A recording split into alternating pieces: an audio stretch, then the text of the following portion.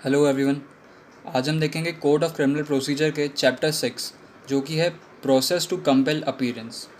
मतलब किसी व्यक्ति को कोर्ट में पेश करने के लिए मजबूर करना या उसे विवश करना कोर्ट में पेश होने के लिए, जिसका सबसे पहला पॉइंट है समन्स, जो कि सेक्शन 61 से लेके सेक्शन 69 के बीच में दिया हुआ है।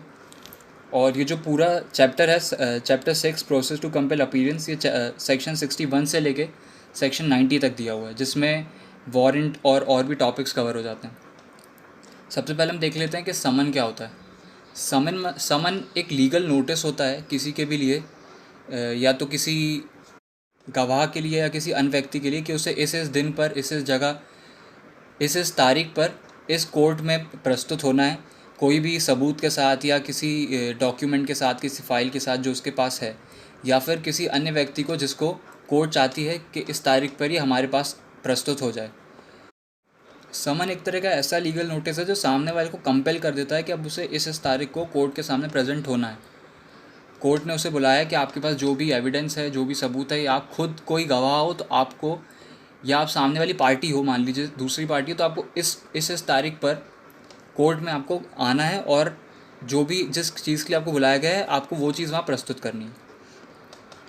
सबसे पहले हम देखते हैं चैप्टर 6 का पहला सेक्शन, जो कि है section 61 forms of summon. Direct language में कहता है, every summon issued by the court under this court shall be in return in duplicate signed by the preceding officer of such court or by such other officer as high court may from time to time by the rule direct and shall bear the seal of court। मतलब जो समन होता है वो court issue करती है, और ये जो समन होता है ये रिटर्न में होना चाहिए, ओरल नहीं हो सकता। समन रिटर्न में होना चाहिए, और जो भी समन इशू होता है ये हमेशा 2 कॉपीज़ में इशू होता है। इसका एक डुप्लीकेट भी इशू होता है, और दोनों पे कोर्ट के प्रिसीडिंग ऑफिसर यानी जज के सिग्नेचर्स होते हैं। और जो समन होगा उस पर कोर्ट की सील लगी होनी चाहिए। मतलब जो भी कोर्ट उसे इशू कर रहा है, जो भी मजिस्ट्रेट उसे इशू कर रहा है, उस पर उस मजिस्ट्रेट की, उस कोर्ट की सील लगी होनी चाहिए। तो अगर हम इस सेक्शन के की पॉइंट्स देखें तो सबसे पहला की पॉइंट क्या होगा, issued by court, court issue करेगी, ये रिटर्न में होना चाहिए, इसका एक डुप्लीकेट होना चाहिए। मतलब जो समन आपने इशू किया है वो दो होने चाहिए, एक ओरिजिनल और एक उसका डुप्लीकेट। अगला क्या होगा, इसमें कोर्ट की सील होनी चाहिए, और जो प्रिसीडिंग ऑफिसर होगा, जो कोर्ट इसे इशू कर रही है, उस कोर्ट का जो प्रिसीडिंग ऑफिसर होगा उसका उस पर साइन होना चाहिए।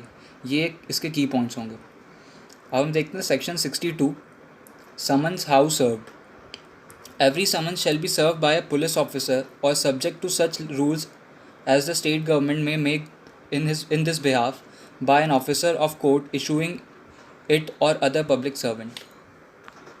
ये सेक्शन बताता है कि जो समन होगा वो कैसे सर्व होगा और उसे कौन सर्व करेगा। तो जो भी समन होगा वो किसी ना किसी पुलिस ऑफिसर के द्वारा सर्व किया जाएगा। मतलब कोई पुलिस ऑफिसर जिसे कोर्ट कहेगी समन ले जाने को, वो समन को सर्व करेगा और उसे एग्जीक्यूट करेगा। या फिर मान लीजिए कोई पुलिस ऑफिसर नहीं है, उसकी जगह स्टेट गवर्नमेंट ने किसी और को ये काम दे के रखा है पुलिस ऑफिसर के बिहाफ पे, कि आप जाएंगे, अगर कोई कोर्ट कोई समन इशू करती है तो आप जाके उसका समन का एग्जीक्यूशन करवाएंगे। तो फिर वो व्यक्ति पुलिस ऑफिसर की जगह जाके उस समन को एग्जीक्यूट करवा सकता है।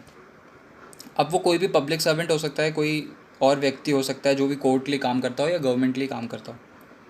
उसका सब सेक्शन 2 कहता है, summon shall if practicable be serve personally on the person summoned by delivering or tendering to him one of the duplicate of the summon. अब मतलब जो समन है, अगर ये प्रैक्टिकल है कि वो पर्सनली उसे सर्व किया जा सकता है तो उसे पर्सनली ही सर्व करा जाए। मान लीजिए अगर ये पॉसिबल है कि आप उसके पास जाके उसको ये पर्सनली समन दे सकते हैं तो यही किया जाए। फर्स्ट प्रायोरिटी उसे पर्सनली सर्व करने की ही दी जाए, एक्सेप्ट उसे पोस्ट करने का या किसी और तरीके से भेजने की जगह। और इसमें जब आप समन देने जाते हैं तो समन की जो दूसरी, मान लीजिए हमने बताया कि समन की 2 कॉपी होती हैं, तो एक जो कॉपी रहे वो आप सामने वाले को दे देंगे जिसे आप समन देने गए, और दूसरी जो कॉपी है वो अपने पास रख लेंगे और उस पर उस व्यक्ति के साइन करवा लेंगे, जिसका मतलब जिससे ये प्रूफ हो जाएगा, ये हमारे पास ये प्रूफ रहेगा कि हाँ ये समन जो है सर्व हो चुका है, और उसकी कॉपी पे हमारे पास इसका सिग्नेचर कि हम इस समन इसको दे चुके हैं। इसका सब सेक्शन 3 बिल्कुल यही बात कहता है, every person on whom a summon is serve shall, if so required by the serving officer, sign a receipt thereon on the back of the other duplicate.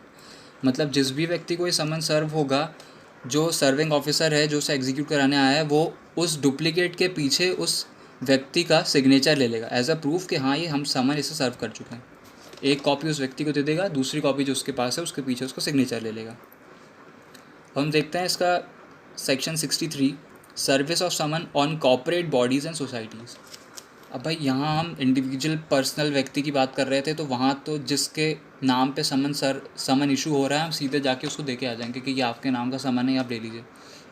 लेकिन अगर किसी कॉर्पोरेट बॉडी यानी किसी कंपनी के नाम पे, किसी एमएनसी के नाम पे अगर कोई समन इशू हुआ है, तो उसे कहाँ दिया जाएगा, वो कहाँ पे डिलीवर होगा वो समन फिर. तो service of summon on a corporate may be effect by serving it on the secretary, local manager or other principal officer of the corporate. जो भी सेक्रेटरी होगा या जो भी लोकल मैनेजर होगा या फिर जो प्रिंसिपल ऑफिसर होगा उसे ये समन दिया जाएगा. मान लीजिए कोई कंपनी है जिसकी कोई ब्रांच है जो कि दिल्ली में है, आपको उस ब्रांच को ही भेजना है, तो वहाँ का जो लोकल मैनेजर होगा आप उसे भेज देंगे. अगर आपको हेड ऑफिस पे भेजना है तो आप सीधे प्रिंसिपल ऑफिसर है, CEO, MD उन्हें भेज देंगे, या कोई सेक्रेटरी होगा तो उसे भेज देंगे. और by letter send by registered post address of the chief officer of the corporation in India. या फिर आप कोई लेटर पोस्ट से भी उस समन को सर्व कर सकते हैं. जो भी कॉर्पोरेट है उसके एड्रेस पे, उसका जो लीगल एड्रेस होगा उस कॉर्पोरेट का, उसका जो हेड ऑफिस का एड्रेस होगा, आप वहाँ पे उसके प्रिंसिपल ऑफिसर के नाम से उस समन को सर्व कर देंगे. तो मतलब ये सेक्शन सीधा सीधा ये कहता है कि अगर आपको किसी कॉर्पोरेट को या किसी कंपनी को समन सर्व करना है तो आप कहाँ करेंगे, या तो उसके सेक्रेटरी को भेजेंगे, या तो उसका कोई लोकल मैनेजर होगा, जैसे कि मतलब जो भी उस लोकल एरिया में अगर उसकी कोई ब्रांच है वहाँ उसका जो मैनेजर होगा उसे भेजेंगे, या तो CEO या MD को भेजेंगे यानी प्रिंसिपल ऑफिसर्स को भेजेंगे, या तो जो भी उसके प्रिंसिपल ऑफिसर्स होंगे उनके नाम पर उस कॉर्पोरेट के हेड ऑफिस में उसे पोस्ट कर सकते हैं. सेक्शन के नीचे इसका एक्सप्लेनेशन दिया है जो कहता है, in this section corporation means any incorporated company or other body corporated and includes a society registered under society registered act 1860, act 21 of 1860. यहाँ ये कहता है कॉर्पोरेट का मतलब वो कॉर्पोरेशन जो कि इनकॉर्पोरेट हुई हो कंपनीज़ एक्ट के अंदर या फिर सोसाइटी रजिस्ट्रेशन एक्ट के अंदर. कंपनीज एक्ट जो है वो 2013 का है, या तो अगर कोई उसके अंडर रजिस्टर्ड हुई होगी तो वो कॉर्पोरेशन कहलाएगी, या फिर सोसाइटीज़ रजिस्ट्रेशन एक्ट जो है 1860 का, अगर उसके अंदर रजिस्टर्ड हुई होगी तो वो कॉर्पोरेशन कहलाएगी. हम देखते हैं section 64, service when person summoned can not be found. Where the person summoned can not by exercise of due diligence be found, the summon may be served by leaving one of the duplicate for him with some other adult member of his family residing with him, and the person with whom the summon is so left, if so required by serving officer, sign a receipt thereon on the back of the other duplicate. अब मान लीजिए आपको जिसे समन देना है वो व्यक्ति आपको मिला ही नहीं, आप उसके घर पे गए जो उसका एड्रेस है बट वो वहाँ है ही नहीं, तो अब आप क्या करोगे, उस समन को कैसे सर्व करोगे. तो उस घर में जहाँ पे आप गए हो उसके घर में जो भी एडल्ट मेल मेंबर होगा, मतलब सबसे वरिष्ठ जो मेल मेंबर होगा, आप उसको वो समन दे दोगे. उस व्यक्ति के बिहाफ पे उस एडल्ट मेल मेंबर को आप वो समन दे दोगे, और जो दूसरा डुप्लीकेट है उसके पीछे उसका सिग्नेचर ले लोगे एज अ प्रूफ के समन हमने सर्व कर दिया. और यहाँ आप सर्वेंट को जो समन है वो नहीं दे सकते, क्योंकि सर्वेंट जो है वो फैमिली मेम्बर में इंक्लूड नहीं किया जाता है. नीचे एक्सप्लेनेशन में दिया हुआ है, a servant is not a member of family with in the meaning of this section. जो सर्वेंट होगा वो फैमिली मेम्बर नहीं माना जाएगा. अब हम देखते हैं section 65, procedure when service can not be effected as before provided. If the service can not by the exercise of due diligence be effected as provided in section 62 and section 63 or section 64, the serving officer shall affix one of the duplicate of the summon on some conspicuous part of the house or homestead in which the person summoned ordinarily resides and thereupon the court.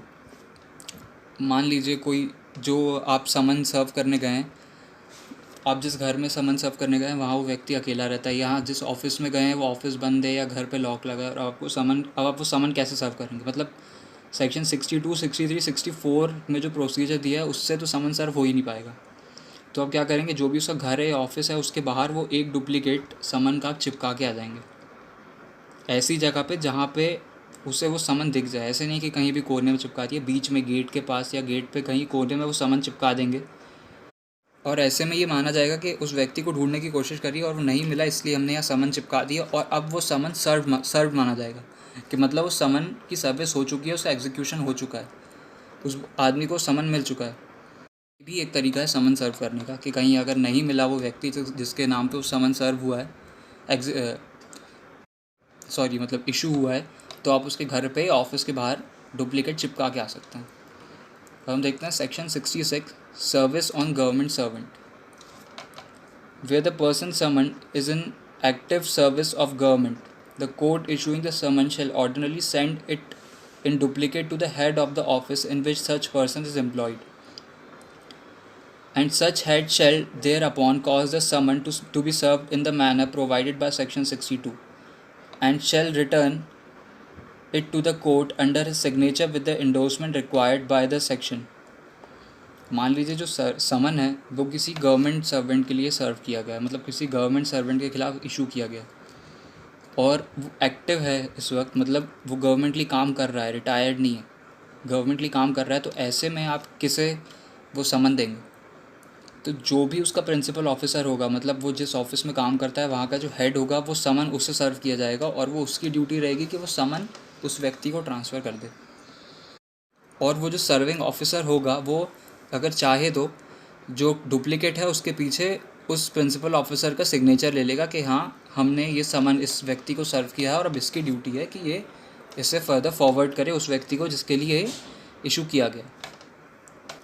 अब हम देखते हैं इसका subsection 2, such signature shall be evidenced of duly serve. बिल्कुल वही चीज़ कि जो signature होगा डुप्लीकेट के पीछे जो सर्विंग ऑफिसर लेगा, उसका मतलब ये होगा कि जो एविडेंस, जो समन है वो सर्व हो चुका है और उसका एविडेंस है। अब हम देखते हैं अगला section 67, service of summon outside local limits. When a court desire that the summon issued by it shall be served at any place outside its local jurisdiction, it shall ordinarily send such summon in duplicate to a magistrate within whose local jurisdiction the person summoned resides or is to be there served। मतलब जो समन है वो उस court जो उस समन को issue कर रही है उसके जुरिस्डिक्शन के बाहर सर्व होना। मतलब जो व्यक्ति है जिसके लिए वो समन इशू किया जा रहा है वो उस कोर्ट के जुरिस्डिक्शन के बाहर रहता है ना, उसके क्षेत्र अधिकार के बाहर रहता है, तो वो कोर्ट कैसे उस समन को सर्व करेगी? अब वो क्या करेगी, जो वो समन उसे सर्व करना है वो सामने वाली उस कोर्ट को दे देगी जिस कोर्ट के जुरिस्डिक्शन में वो व्यक्ति रहता है, और अब वो उस कोर्ट की ड्यूटी बन जाएगी कि उसे ये समन सर्व करवाना है, और वो समन को बिल्कुल उसी तरह सर्व करवाएगी जैसे कि उसे उस कोर्ट ने खुद इशू किया हो।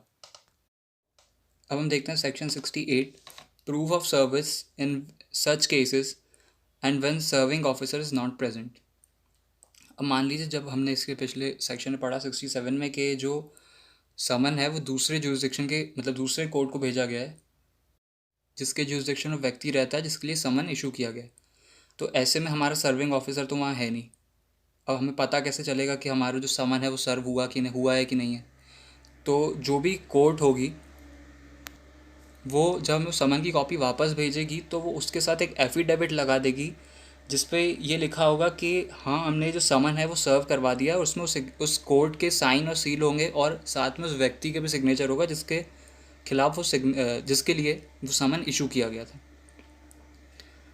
सबसेक्शन 2 कहता है इसका, the affidavit mention in this section may be attach to the duplicate of the summon and return to the court. जो एफिडेविट इसमें बताया गया है वो जो डुप्लीकेट भेजा गया है समन का उसके साथ अटैच किया जाएगा और वापस उसी कोर्ट को भेज दिया जाएगा जिसने उस समन को इशू किया। अब देखते हैं section 69, service of summon on the witness by post.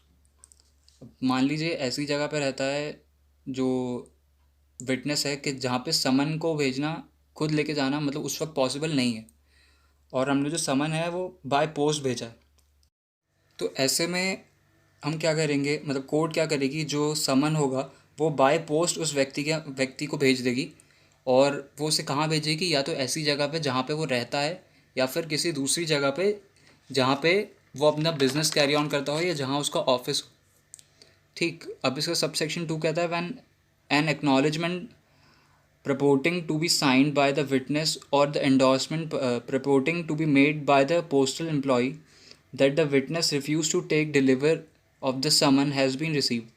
The court issue the summon may be declared that the summon has been duly served. अब मान लीजिए एक एक्नॉलेजमेंट इस पर्पस के लिए कि जो कॉपी है उसकी उस पर सिग्नेचर होना चाहिए उस व्यक्ति का, लेकिन जो व्यक्ति है उसने मना कर दिया, सिग्नेचर दूर किया तो उसने समन लेने से ही मना कर दिया कि समन मैं नहीं लूँगा। उसने जो पोस्टल ऑफिसर, जो भी पोस्टमैन उसे वो समन देने गया था, उसने मना कर दिया समन लेने से। तो ऐसे में जो पोस्टल ऑफिसर होगा वो एक एक्नॉलेजमेंट करेगा और उसके पीछे लिखेगा, मतलब उस समन के पीछे लिखेगा कि मैंने ये समन सर्व करा था, लेकिन सामने वाले व्यक्ति ने इसको लेने से मना कर दिया। और सेम ये गवाही वो कोर्ट में भी दे सकता है अगर ज़रूरत पड़ी कि मैंने तो ये समन भेजा था लेकिन सामने वाले ने लेने से मना कर दिया। और ऐसे में कोर्ट यही मानेगी कि जो समन इशू किया गया है ये सर्व हो चुका है। सामने वाले ने अगर लेने से मना कर दिया, इससे ये नहीं मानेंगे कि समन अब सर्व नहीं हुआ, यही माना जाएगा कि समन सर्व हो गया, क्योंकि आपने लेने से मना किया, हमारी तरफ से तो हमने समन भेज चुके हैं। ये थे हमारे समन का प्रोविज़न सीआरपीसी में, जो कि सेक्शन 61 से लेकर सेक्शन 69 के बीच में दिया हुआ था। तो अगर आपको ये वीडियो पसंद आया हो तो आप इस वीडियो को लाइक करें, इस पर कमेंट करें और हमारे चैनल को सब्सक्राइब करें। Thank you.